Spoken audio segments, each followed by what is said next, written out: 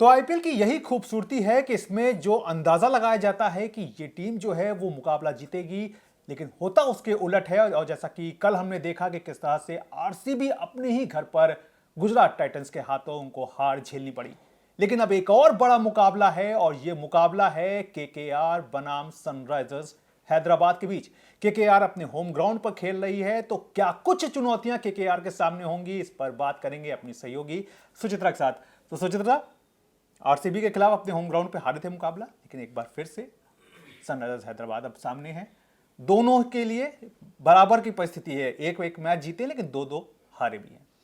जी बिल्कुल। और आरसीबी के खिलाफ जब अपने घर पर हारे थे तो जो कप्तान है अजिंक्य रहाणे वो पिच से ज़्यादा खुश नहीं थे। शायद जितनी धीमी पिच की उन्होंने डिमांड की थी उतनी धीमी पिच उन्हें नहीं मिली थी। तो आज जब उतरेंगे सनराइजर्स हैदराबाद के खिलाफ, मुझे लगता है अपनी स्ट्रेंथ पर खेलना चाहेगी कोलकाता नाइट राइडर्स की टीम। उम्मीद करेंगे कि एक धीमी पिच मिले और जो दो उनके पास उनके पोटेंट वेपन्स हैं, सुनील नरीन, वरुण चक्रवर्ती, उन्हें विकेट निकाल कर दें, क्योंकि हर टीम अपने घर पर अपनी ताकत पर खेलना चाहती है। लेकिन आपने पिच की बात की, लेकिन मजेदार बात यह है कि केकेआर की इस डिमांड को पिच क्यूरेटर जो है वो नहीं मान रहे हैं कहीं से भी। हालांकि केकेआर की यही डिमांड है कि भाई वरुण चक्रवर्ती उनके पास है, सुनील नरेन जैसे स्पिनर्स उनके पास है, तो एक स्पिनर फ्रेंडली पिच होनी चाहिए, लेकिन वो अभी तक उनको मिल नहीं पाई है। लेकिन यहाँ पे आपको लग रहा है कि केकेआर अब कहीं ना कहीं वो सोच रहे हैं कि श्रेयस अय्यर को वो रिटेन नहीं कर पाए, फिल सॉल्ट को वो रिटेन नहीं कर पाए, मिचेल स्टार्क को वो रिटेन नहीं कर पाए, और ये तीनों ही खिलाड़ी अपनी अपनी टीमों के लिए कमाल दिखा रहे हैं। बिल्कुल कमाल दिखा रहे हैं और मतलब मैच विनर साबित हो रहे हैं कि श्रेयस अय्यर अपनी टीम के लिए मैच निकाल कर ले गए। फिल सॉल्ट, हमने देखा कि किस तरह से आरसीबी में अच्छे अच्छे बैटर्स हैं, लेकिन फिल सॉल्ट एक ऐसा नाम है जो इस वक्त सबसे रिलायबल वहां पर नजर आ रहे हैं। और मिचेल स्टार्क की तो हम क्या ही बात करें, मैच विनिंग परफॉर्मेंस हमने उनका देखा था, लेकिन फिलहाल कुछ किया नहीं जा सकता। अजिंक्य रहाणे के पास जो भी ऑप्शंस अवेलेबल हैं उससे ही उन्हें काम चलाना पड़ेगा। बहुत सारे लोग तो अजिंक्य रहाणे पर भी सवाल खड़े कर रहे हैं। बिल्कुल।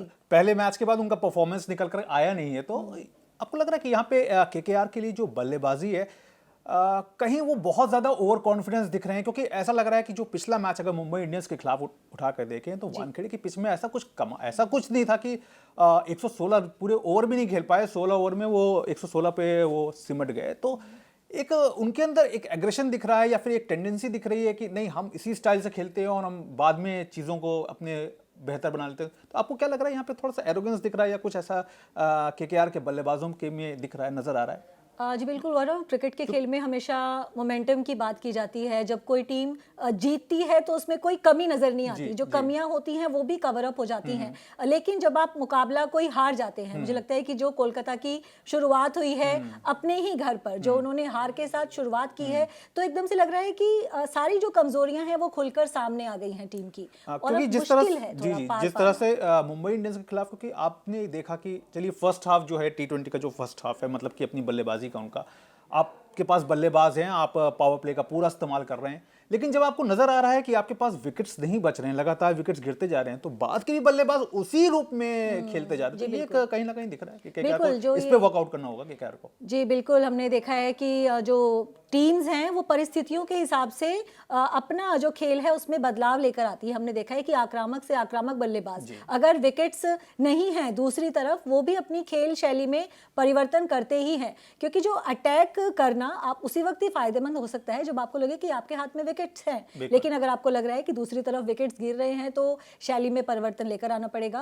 अगर गेंदबाजी की भी बात करें तो गेंदबाजी में भी उन्हें डिफेंस करना है, अटैक करना है, वहां पर भी ये परेशानी लगातार बनी हुई है कि आप अटैकिंग फील्ड लगाकर आप ट्राई कर रहे हैं लेकिन विकेट नहीं मिल रहे हैं और आप रन लुटा रहे हैं, तो आपको भारी ही पड़ेगा। बल्लेबाजी गेंदबाजी दोनों में रणनीति में उन्हें लगातार मैच के हिसाब से परिवर्तन की जरूरत है। और बात यहाँ पर वेंकटेश अय्यर की भी होगी, क्योंकि वो भी काफी भारी भरकम रकम के साथ उनको खरीदा है, तो फ्रेंचाइजी जरूर चाहेंगे कि वो कमाल दिखाएं, लेकिन अभी तक उनके बल्ले से केवल 9 रन निकले हैं 3 मैचेस को मिला दें। बिल्कुल, देखिए जो इंडियन प्रीमियर लीग है, एक तरह से हम कहें कि कौन कितने में ऑक्शन में गया, सबकी उस पर नजर टिकी रहती है और लगातार से पिक्चर्स गौरव वायरल हो रही है ऋषभ पंत के, जिस तरह की लगातार आर्ग्यूमेंट्स चल रहे हैं, तो जिस तरह के प्राइस टैग के साथ आए थे, तो मालिक के साथ पिक्चर्स उनकी वायरल हो रही है कि वहां पर सवाल उठाए जा रहे हैं। तो वेंकटेश अय्यर के साथ भी ये सवाल है, क्योंकि कोई भी टीम, कोई भी फ्रेंचाइजी जब एक मोटा पैसा खर्च करके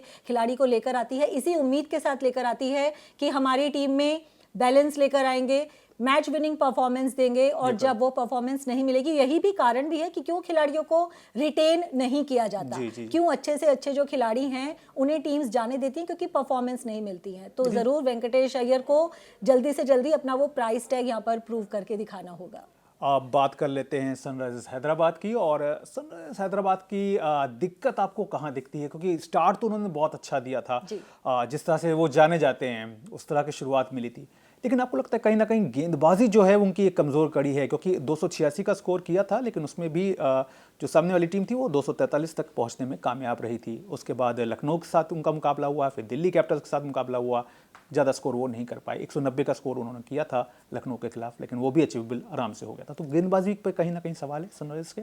बिल्कुल गेंदबाजी पर सवाल है, लेकिन हमने अगर पिछले सीजन में उनका परफॉर्मेंस देखे तो लग रहा है कि वो जो गेम्स जीत रहे थे अपने बल्लेबाजी की वजह से जीत रहे थे। तो जब आपके बल्लेबाज उतना स्कोर बना जाते हैं तो गेंदबाज कहीं ना कहीं कवर अप हो जाते हैं। इस बार क्योंकि बल्लेबाजी में भी उतने रन नहीं बन रहे हैं, तो जो गेंदबाजी की कमी है वो खुलकर सामने आ रही है। नाम जो है उनके पास बड़े हैं, हम कहें पैट कमिंस उनके पास है, मोहम्मद शामी उनके पास हैं, बड़े नाम उनके पास है, लेकिन बड़े नाम अपने बड़े नाम के मुताबिक बड़ा खेल नहीं दिखा रहे हैं। तो मुझे लगता है कि एसआरएच के साथ भी एक परेशानी है, उन्हें भी कॉम्बिनेशन में थोड़ा सा परिवर्तन करना होगा। अभी आज का मुकाबला क्योंकि ईडन गार्डन्स में है, तो मुझे लगता है कि शायद आज उनकी तरफ से हमें कोई स्पिनर्स कमाल दिखाता हुआ नजर आए, कुछ बदलाव करें। जी जी, अपने स्पिनर्स की बात की है तो आपको लगता है कि यहाँ पे एडम जंपा या जिशान अंसारी में से किसी एक के साथ वो जा सकते हैं? जी, एडम जंपा मुझे लगता है कि क्योंकि जुड़ चुके हैं टीम के साथ, तो सबकी नज़र उन पर बनी है। जिस तरह का परफॉर्मेंस वो देकर आए हैं 2024 में, लगातार नज़र बनी रहेगी। और हमने देखा है कि एडम जंपा एक मैच विनर हैं, तो यहाँ पर जिस तरह के दौर से गुजर रही है एसआरएच, तो पूरी उनकी कोशिश रहेगी कि एडम जंपा वापस आएँ और टीम को एक मैच विनिंग परफॉर्मेंस दें, ताकि जिस बैलेंस की वो तलाश कर रहे हैं वो आए उसकी टीम में। इनके मिडिल ऑर्डर की बात कर लें अगर, तो फिर यहाँ पे आपको लगता है कि नीतीश कुमार रेड्डी और अनिकेत वर्मा, इनके ऑर्डर में कुछ चेंजेस हो सकता है? क्योंकि अनिकेत वर्मा अपना अच्छा परफॉर्मेंस दे रहे हैं और नीतीश कुमार रेड्डी को हमने लास्ट सीजन में भी देखा था कि वो अगर नीचे भी आ रहे हैं तो भी वो अपने बैट से अच्छा प्रदर्शन कर पा रहे हैं। तो आपको लगता है कि यहाँ पे थोड़ा सा मुझे लगता है कि थोड़ा स्पेसिंग करनी चाहिए, कि अगर जो आपके ओपनर्स हैं वो अगर अच्छा परफॉर्म कर रहे हैं तो फिर कोई फर्क नहीं पड़ता कि आप दोनों को बैक टू बैक लेकर आए, लेकिन कोई एक ओपनर जल्दी जाता है तो मुझे लगता है कि थोड़ी स्पेसिंग करनी चाहिए। बैक टू बैक अपने 4 सर्वश्रेष्ठ बल्लेबाजों को आप एक साथ नहीं उतार सकते, तो मैच की परिस्थितियों को देखते हुए थोड़ा कुछ बैटिंग ऑर्डर में यहाँ पर परिवर्तन करने की जरूरत है, ताकि एक डिपेंडेबल बल्लेबाज 20 ओवर तक आपके पास क्रीज पर मौजूद रहे। वाकई। तो आपके कुछ सवाल हों अगर आप पूछना चाहें? जी बिल्कुल, कोलकाता नाइट राइडर्स की ही अगर हम बात करें, जिस तरह से आपने भी कहा कि श्रेयस अय्यर को रिटेन नहीं किया, जो गेंदबाजी की परेशानियां हैं वो तो अपनी तरफ से हैं, बल्लेबाजी में आपको क्या लगता है कि किस तरह का परिवर्तन वो लेकर आ सकते हैं? देखिए, बल्लेबाजी में जैसा कि अभी शुरुआत में ही कहा कि एक जिम्मेदारी उन्हें समझनी होगी सभी बल्लेबाजों को। यहाँ पे एक काफ़ी इररिस्पॉन्सिबल रवैया पिछले मैच में अगर देखा जाए तो देखने को मिला है, और खुद कप्तान के भी बल्ले से अच्छे रन नहीं निकल रहे हैं। क्विंटन डिकॉक जो हैं उन्होंने हालांकि पहले मैच में तो थोड़ा उन्होंने अच्छा बेहतर प्रदर्शन किया था, लेकिन उसके बाद के मैचेस में अगर देखें तो वो भी कोई खास जो है वो प्रदर्शन नहीं कर पा रहे हैं। तो यहाँ पर लग रहा है कि टीम जो है वो एक वेल सेटल्ड टीम नहीं दिख रही है केकेआर की, और कहीं ना कहीं अभी भी वो जो है वो अपना सही जो प्लेइंग 11 है उसका सही तरीके से चयन नहीं कर पा रहे हैं, तो जिसका खामियाजा उनको भुगतना भी पड़ रहा है। और आंद्रे रसेल की बात कर लें, क्योंकि उनसे भी काफ़ी उम्मीदें हैं, लेकिन वो भी अभी ना तो बल्ले से ना ही गेंद से अब तक कुछ खास प्रदर्शन कर पाए हैं।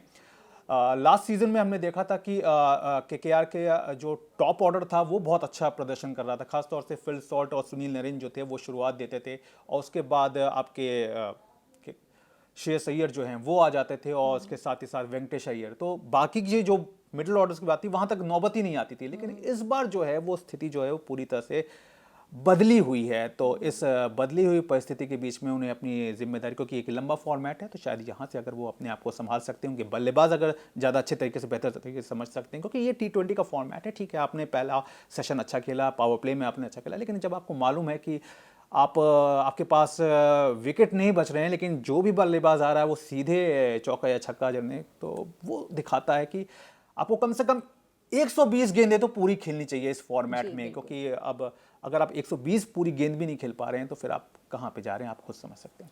और अगर पैट कमिंस की बात करें, एकमात्र विदेशी कप्तान इस जी। इंडियन प्रीमियर लीग में, उनका कैसे लग रहे हैं आपको कैप्टन के रूप में? कैसे देखते हैं उनके डिसीजंस को? देखिए, कमिंस का अपना एक अनुभव रहा है और एक अच्छा उनके पास एक प्लेइंग 11 भी जो चयन कर रहे हैं वो भी अच्छा है। लेकिन हाँ, उनकी जहाँ तक गेंदबाजी की बात है तो अभी तक हमने जो लास्ट सीजन में पैट कमिंस का जो बेहतर परफॉर्मेंस निकल करके सामने आया था, जो कलेक्टिव परफॉर्मेंस निकल कर सामने आया था, वो अभी इस सीजन में हमें नहीं दिख रहा है। खासतौर से वो जो रिस्ट और शोल्डर के बीच में जिस तरह की वो गेंद डालते हैं और कटर डालते हैं, तो वो भी इस बार जो है वो नज़र नहीं आ रही है। तो उम्मीद करते हैं कि उनके साथ में मोहम्मद शमी हैं, दोनों बड़े नाम हैं और जो बड़े नाम होते हैं वो शायद बड़े दिन के लिए ही वेट करते हैं और आज शायद उम्मीद होगी कि पैट कमिंस जो अपना बेहतर परफॉर्मेंस देंगे। आखिरी सवाल Gaurav, Kolkata Knight Riders versus SRH Eden Gardens में किसे आज आप फेवरेट मान रहे हैं? मेरे हिसाब से सनराइजर्स हैदराबाद जो है वो अभी केकेआर की तुलना में वेल सेटल्ड टीम दिख रही है, तो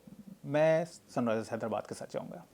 चलिए, तो गौरव को लग रहा है कि आज सनराइजर्स हैदराबाद इस मैच को जीतने के लिए उनकी फेवरेट है। और आपको क्या लगता है, कौन सी टीम आज के इस मुकाबले में आपकी फेवरेट है? किसे आप मानते हैं कि आज के इस मुकाबले को जीतेगी? पिछली बार की फाइनलिस्ट हैं दोनों टीमें, इन दोनों टीमों ने ही पिछले सीजन का फाइनल खेला था। एक अहम मुकाबले में आज आमने सामने हैं, तो अपनी जो भी फेवरेट टीम है वो आप कमेंट करके हमें बता सकते हैं। तो आज शाम सनराइजर्स हैदराबाद और कोलकाता नाइट राइडर्स आमने सामने होंगी ईडन गार्डन्स में। दोनों ही टेबल में नीचे मौजूद है, एक 8वें स्थान पर, एक 10वें स्थान पर। दोनों को ही जीत की बेहद ज़रूरत है, तो देखना होगा कि कौन इस मैच में विजेता बनकर उभरता है। नमस्कार। नमस्कार।